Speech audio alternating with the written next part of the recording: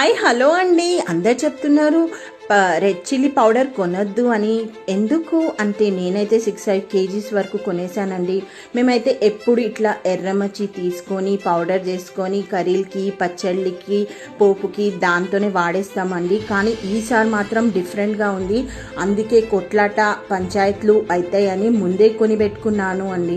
ఎందుకు కొట్లాట పంచాయతీలు అవుతాయి అంటే 20 + 25 = 9 అనమాట. 9 అంటే మంగళ అండి. మంగళ అంటే మాస్క్. రెడ్ వస్తువులు కొనొద్దు. రెడ్ వస్తువులు కానీ రెడ్ ఏదన్నా కొంటే మాస్ యాక్టివేట్ అయిపోతాయి.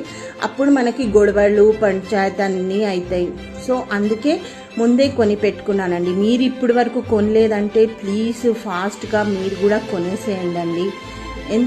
ఎందుకండి మనకి కొట్లాట పంచాయతీ అంతా. అందుకే మనం కూడా హ్యాపీగా నెక్స్ట్ ఇయర్ సెలబ్రేట్ చేసుకుందాము. మీరు కూడా కొనేసేయండి. ఓకే, సో ఈ ఇన్ఫర్మేషన్ ఇంతకుముందు తెలుసా లేదా తెలియకుంటే వేరేకి పాస్ చేయండి.